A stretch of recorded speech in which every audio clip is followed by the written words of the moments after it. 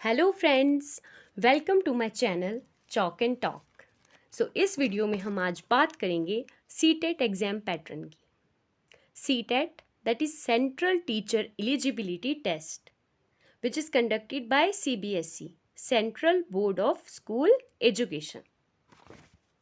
तो जैसा कि आप सभी को पता ही होगा कि इस बार सीटेट 20 अगस्त को है और इस बार जो इसका मोड रहने वाला है वो ऑफलाइन रहने वाला है। काफ़ी टाइम से सीटेट ऑनलाइन कंडक्ट होता था, जब हम लोगों ने दिया था तो ऑनलाइन ही हुआ था, but this time it is offline.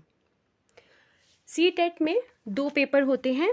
आप अगर चाहो तो आप दोनों दे सकते हो और अगर आप एक देना चाहते हो तो आप एक दे सकते हो। ये चॉइस है बीएड स्टूडेंट के लिए। अगर आप जेबीटी हो तो आप सिर्फ पेपर 1 ही दे सकते हो। पेपर 1 होता है क्लास 1st to 5th।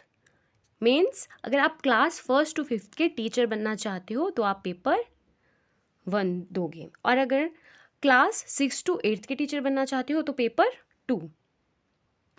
इस पेपर में टोटल 150 क्वेश्चंस होते हैं एंड 1 क्वेश्चन 1 मार्क का होता है, विच मीन्स कि टोटल 150 मार्क्स का आपका एक एग्ज़ाम रहता है और टाइम रहता है हमारे पास टोटल 150 मिनट्स।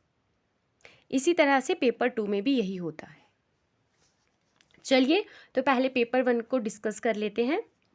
पेपर 1 में जो हमारे पास फर्स्ट सब्जेक्ट रहेगा वो रहेगा CDP, child development and pedagogy.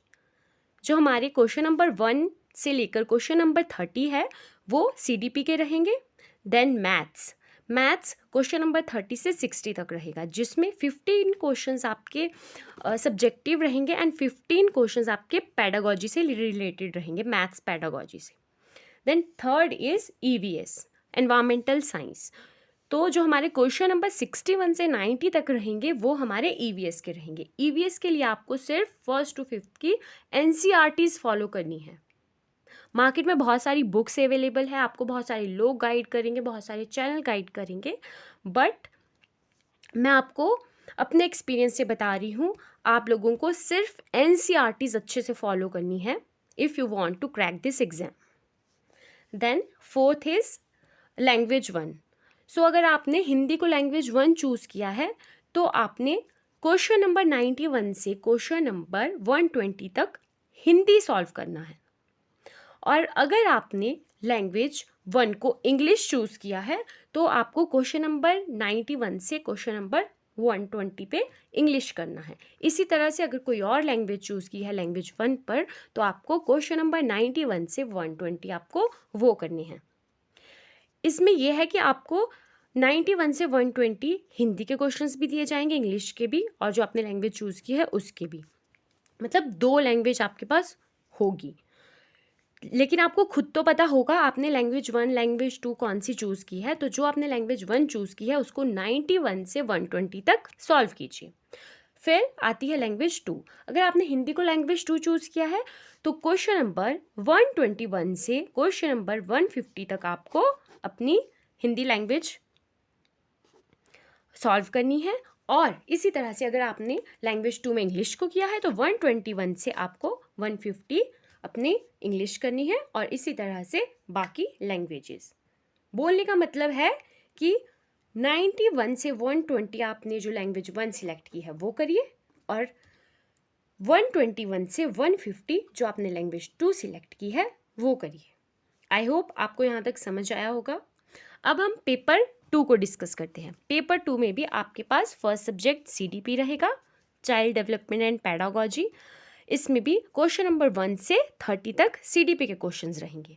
Then maths 31 से 60 तक रहेगा एंड साइंस 61 से 90 तक।